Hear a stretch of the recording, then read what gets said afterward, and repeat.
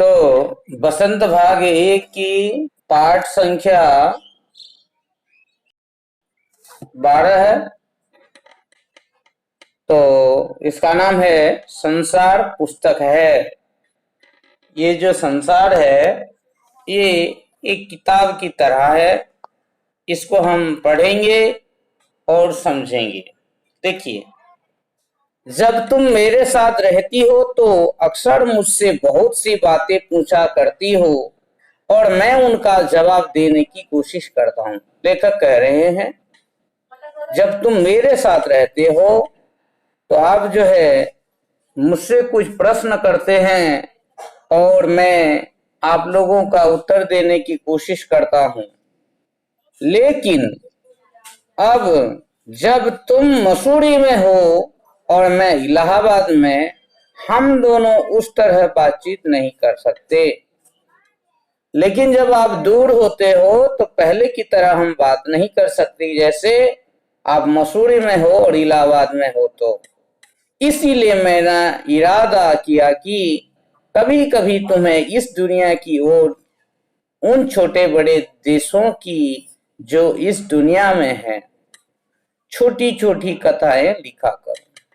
तो मेरा इरादा है क्या है कि मेरे मन की विचार ये है, इरादा का मतलब विचार व इच्छा ये है कि कभी कभी समय समय पर मैं तुम्हें दुनिया की, संसार की उन छोटे छोटे देशों की, वो छोटे बड़े देशों की, छोटे छोटे बड़े बड़े देशों की जो इस दुनिया में है, जो ये पृथ्वी पर है, छोटी छोटी कथाएं लिखा करूं। उनके बारे में छोटी छोटी कहानियां आपको, मतलब आपके लिए लिखा करूं, ताकि आप उसको पढ़ करके उसी से कुछ जान ले। तुमने हिंदुस्तान और इंग्लैंड का कुछ हाल इतिहास में पढ़ा है। आप लोग इंग्लैंड और इतिहास, मतलब हिंदुस्तान यानी भारत का कुछ इतिहास पढ़ लिया है हाल में, मतलब अभी अभी कुछ हाल। लेकिन इंग्लैंड केवल एक छोटा सा टापू है। टापू का मतलब द्वीप, छोटा सा टापू का मतलब द्वीप होता है। तो इंग्लैंड एक छोटा सा द्वीप है और हिंदुस्तान जो एक बहुत बड़ा सा देश है, और ये भारत बहुत बड़ा देश है, फिर भी दुनिया का एक छोटा सा हिस्सा है। और ये भी इस पृथ्वी का, संसार का एक छोटा सा भाग है। अगर तुम्हें इस दुनिया का कुछ हाल जानने का शौक है, अगर हो सकता है कि आप अगर इस संसार के बारे में कुछ खबर जानना चाहते हैं, विषय में जानना शौक है, इच्छा रखता है, तो तुम्हें सब देशों का और उन सब जातियों का जो इनमें बसी हुई हैं ध्यान रखना पड़ेगा। तो वो देश का, सभी देशों का, और वहां से वास करने वाले सभी लोग जो जातियों में हैं, उनके बारे में ध्यान रखना पड़ेगा, जानना पड़ेगा। केवल उस एक छोटी सी देश का नहीं जिसमें तुम पैदा हुई हो। आप ऐसी एक जगह की नहीं, एक देश की नहीं जिसमें तुम पैदा हुई हो, जन्म हुए हो। मुझे मालूम है कि इन छोटे छोटे खतों में बहुत थोड़ी सी बातें ही बतला सकता हूँ। तो मुझे मालूम है, मुझे पता है, मैं जानता हूँ कि इन छोटे छोटे खतों में, ये छोटे छोटे खत मतलब चिट्ठी, तो चिट्ठियों में मैं बहुत थोड़ी सी बातें ही बतला सकूं। मैं आपको थोड़ी थोड़ी मतलब कम कम बातें बता सकूं, कम बात ही बता पाऊंगा। लेकिन मुझे आशा है कि इन थोड़ी सी बातों को भी तुम शौक से पढ़ोगे।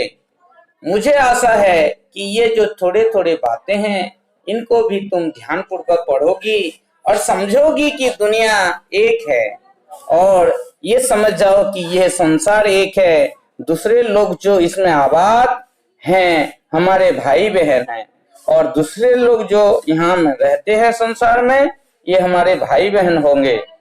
जब तुम बड़ी हो जाओगी, जब तुम इससे भी, अब तो छोटे हो, बड़े हो जाओगे, तो तुम दुनिया और उनके आदमियों का हाल मोटी मोटी किताबों में पढ़ोगी।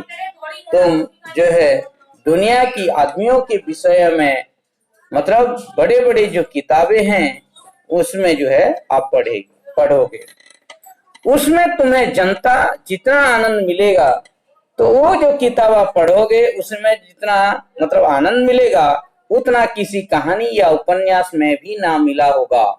तो इतना आनंद जो है किसी कहानी या उपन्यास में भी नहीं मिलेगा। लेखक क्यों कह रहे हैं? लेखक ये कह रहे हैं कि किसी के बारे में जानना, उसके इतिहास के बारे में जानना बहुत रोचक होता है, आनंददायक होता है। यह तो तुम जानती हो कि यह धरती लाखों करोड़ों वर्ष पुरानी है। तो ये जो धरती है, पृथ्वी है, बहुत वर्ष पुरानी है और बहुत दिनों तक इसमें कोई आदमी ना था। और इस पृथ्वी पर पहले कोई आदमी व मनुष्य नहीं होता था। आदमियों से पहले सिर्फ जानवर थे और मनुष्य से पहले जानवर यानी पशुओं थे, और जानवरों से पहले एक ऐसा समय था जब इस धरती पर कोई जानदार चीज ना थी। ठीक है, देखता हूं। तो पशुओं से भी पहले एक समय था कि जिस समय यहाँ कोई जानदार चीज नहीं थी, या कहने का मतलब है कोई प्राणी जिसके जीवन हो, ऐसा कोई जीव नहीं था। आज जब यह दुनिया हर तरह के जानवरों और आदमियों से भरी हुई है, आज ये संसार या पृथ्वी जो हर तरह के अनेक प्रकार के जानवरों और आदमियों से भरी हुई है, पशु पक्षियों और मनुष्य से भरपूर है, अर्थात जो है उस जमाने का ख्याल करना भी मुश्किल है। तो उस समय जब कोई आदमी नहीं था, कोई जानवर नहीं था, उस समय की भी सोचना, ख्याल करना, सोचना भी मुश्किल है, जब यहाँ कुछ नहीं था। लेकिन विज्ञान जानने वालों और विद्वानों ने, तो जो लोग विज्ञान को जानते हैं और विद्वानों ने तो बड़े ज्ञानी व्यक्तियों ने, उन्होंने इस विषय को खूब सोचा और पढ़ा है।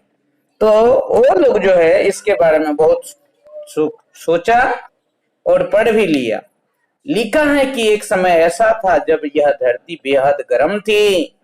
तो वो लोग लिखते हैं कि एक समय ऐसा था कि ये जो पृथ्वी था बहुत गर्म थी और इस पर कोई जानदार चीज नहीं रह सकती थी। तो उस समय कोई जानदार, जान जिसका है वो जानदार है, अर्थात प्राण वाले जीवन, जिनके जीवन है, सजीव पशु पक्षी नहीं रह सकते थे।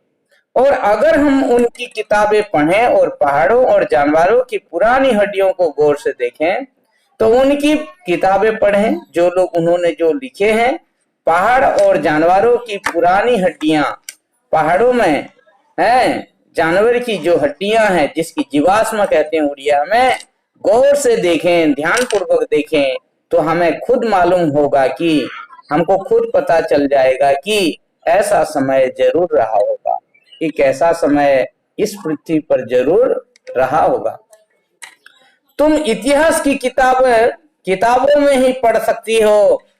तुमको मतलब आप लोग जो है इतिहास की किताब में ही पढ़ सकते हैं, लेकिन पुराने जमाने में तो आदमी पैदा ही ना हुआ था, किताबों कौन लिखता। तो वो समय जमाने की समय की बात है, जब तक आदमी पैदा नहीं हुआ था तो उस समय किताब कौन लिखता। तब हमें उस जमाने की बातें कैसे मालूम हो? यह तो नहीं हो सकता कि हम बैठे बैठे हर एक बात सोच निकालें। तो ये नहीं हो सकता कि हम बैठ कर की हर एक बात को सोच करके अपने मन से निकालें। यह बड़े मजे की बात होती है, क्योंकि हम जो चीज चाहते हैं सोच लेते और सुंदर परियों की कहानी कर देते हैं। तो ये कह रहे हैं हम जो देखते हैं, मतलब मजे की बात है कि हम जो भी चीज चाहते हैं सोचते हैं पहले उसके बारे में, और सुंदर परियों की कहानियां कर देते हैं। तो परी के बारे में जो कहानी होता है, ऐसी ही कहानियां बना लेते हैं। लेकिन जो कहानी किसी बात को देखे बिना ही गढ़ ली जाए, वह ठीक कैसे हो सकती है? तो वो ऐसी कहानी है जिसको बिना देखे ही लिखा जाए या सोचा जाए, तो वो कैसा हो सकता है?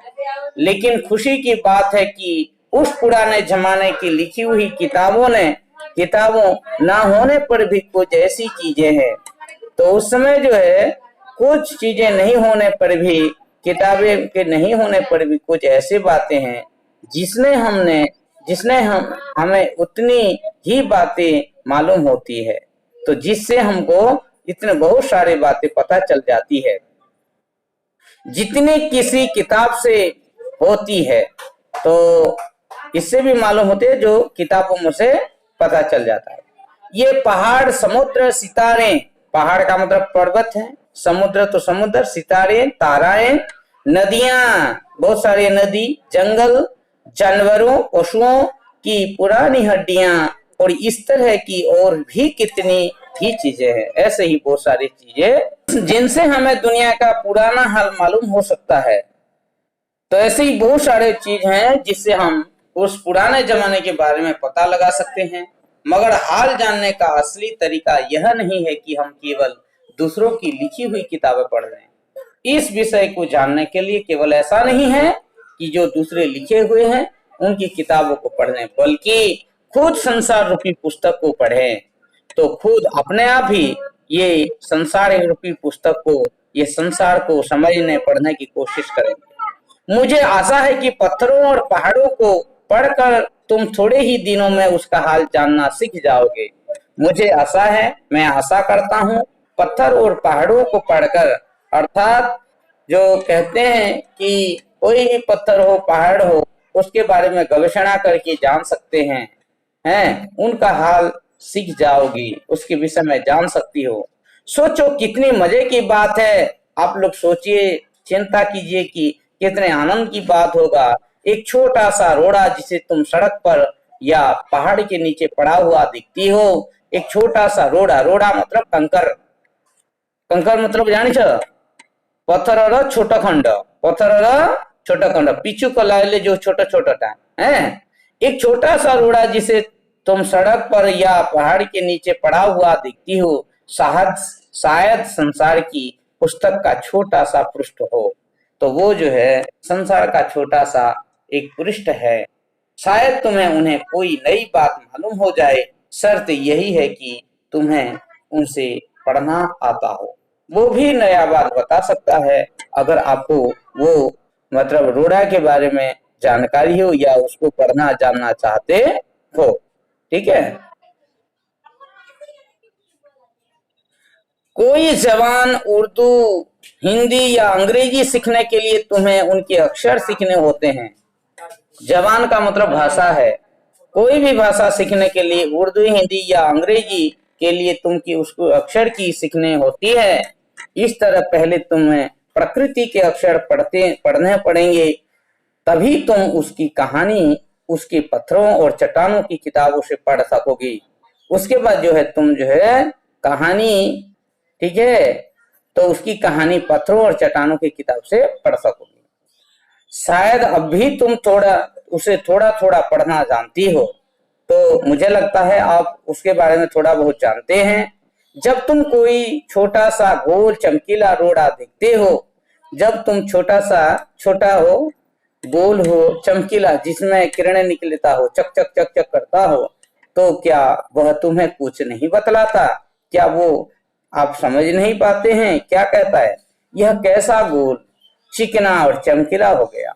ये गोल कैसा, चिकना भी है और चमकीला, यानी उससे किरणें कैसे आते हैं। तो क्या वह तुम्हें कुछ नहीं बतलाता है? और उसके खुरदरे किनारे या कोने का क्या हुआ? तो इसका जो किनारा था, खुरदरे था, उसका क्या हुआ? ठीक है। अगर तुम किसी बड़ी चट्टान को तोड़कर टुकड़े टुकड़े कर डालो, तो अगर तुम बहुत बड़े चट्टान को तोड़ के टुकड़े टुकड़े करोगे तो हर एक टुकड़ा खुरदरा और नुकीला होगा। तो उसी का हर एक अंश, टुकड़ा जो खुरदरा, एक तो चिकना नहीं होगा, नुकीला अर्थात धारयुक्त तेज होगा। यह गोल चिकने रोड़े की तरह बिल्कुल नहीं होगा। तो रोड़ा जो पत्थर का छोटा अंश है ऐसा नहीं बनेगा। फिर यह रोड़ा कैसा इतना चमकीला, चिकना और गोल हो गया? तो ये पत्थर की रोड़ा जो है, छोटा सा पत्थर है, ये कैसे गोल और चिकना हो गया? अगर तुम्हारी आंखें देखें और कान सुनो तो तुम्हारी आंख दिखाई देता है, देख सकते हो या कान में सुन सकती हो, तो तुम उसी के मुंह से उसकी कहानी सुन सकती हो। वह तुमसे कहेगा तो उसी के मुंह से तुम ये कहानी सुन सकती हो कि वो तुमसे क्या कहेगा। जिसे शायद बहुत दिन गुजरे हों, जिसको मालवे आप बोल रहे हैं, जिसका बहुत दिन हो चुका है, वह भी एक चट्टान का टुकड़ा था और वो भी चट्टान का एक टुकड़ा का अंश था। ठीक उसी टुकड़े की तरह है, तो पत्थर की टुकड़े की तरह था, इसमें किनारे और कोने थे। किनारा मतलब जो है धार, और कोने मतलब कोना, जिसे तुम बड़ी चट्टान से तोड़ती हो, जिसको तुम बड़ी चट्टान से तोड़ करके पाते हो। शायद वह किसी पहाड़ के दामन में पड़ा रहा, तो शायद हो सकता है कि वह किसी पहाड़ की गोद में दामन में नीचे पड़ा रहा। तब पानी आई और उसे बहाकर छोटी घाटी तक ले आई। तो पहाड़ में घाटियां होते हैं जिससे पानी बहता है, तो घाटी में लेकर आ गई। वहां से एक पहाड़ी नाले से ढकेल कर उसे एक छोटे से दरिया में पहुंचा दिया। तो वहां से जो है पहाड़ के नाला होता है बारिश में, तो उसी में पानी में बह करके जो है दरिया यानी समुद्र में पहुंचा दिया जाता है। इस छोटे से दरिया से वह बड़े दरिया में पहुंचता है। दरिया का मतलब नदी है, और बड़े नदी में पहुंचता है। इस बीच वह दरिया की पेंदों में लुढ़कता रहा। तो इस समय के अंतर उस दरिया के पेंदों में, अर्थात नदी के अंदर जो पेंद मतलब उसी की भाग में जो है वो लुढ़कता रहा। गोड़ी गला उसके किनारे घिस गए, तार कोना गुड़ी को घसी गला, वह चिकना और चमकदार हो गया। वह चिकना है, चिकनो और चमकदार, तेज युक्त हो गला। इस तरह वह कंकड़ बना जो तुम्हारे सामने है, और यह इस तरह के कंकड़ बन गया जो अभी आपके सामने है। किसी वजह से दरिया उसे छोड़ गया, किसी कारणवश नदी जो है उसको छोड़ गया, किसी वजह से दरिया उसे छोड़ गया, और तुम उसे पा गई। आप लोग उसको, आपको मिल गया, उसको वो चीज को आप पा गए। अगर दरिया उसे और आगे ले जाता तो वह छोटा होते अंत में बालू का एक जर्रा हो जाता। तो अगर उसको आगे ले जाता तो धीरे धीरे एक बालू का जर्रा, बालू कणा हो जाता, और समुद्र के किनारे अपने भाइयों से मिल जाता, और समुद्र के किनारे वो जो है बाली कणा के रूप में रह जाता। जहां एक सुंदर बालू का किनारा बन जाता, तो वो जो है बालू कणा बनने के बाद एक सुंदर बालू का किनारा बन जाता है, जिस पर छोटे छोटे बच्चे खेलते हैं और बालू के घरोंदे बनाते हैं। बाली रो घर तैयारी करता थी। अगर एक छोटा सा घोड़ा तुम्हें इतनी बातें बता सकता है, अगर रास्ते में मिलने वाला छोटा सा रोड़ा जो पत्थर का अंश कण है, तो पहाड़ों और दूसरी चीजों से जो तुम हमारे चारों तरफ है, हमें और कितनी बातें मालूम हो सकती है। तो ये जो है बात है कि पहाड़ और दूसरी चीज जो है वो हमें क्या क्या नहीं बता सकते हैं। ठीक है, तो ये पार्ट ऐसा ही है। जवाहरलाल नेहरू अंग्रेजी से अनुवाद प्रेमचंद। तो जवाहरलाल नेहरू का ये चिट्ठी है और प्रेमचंद ने इसको अनुवाद किया है।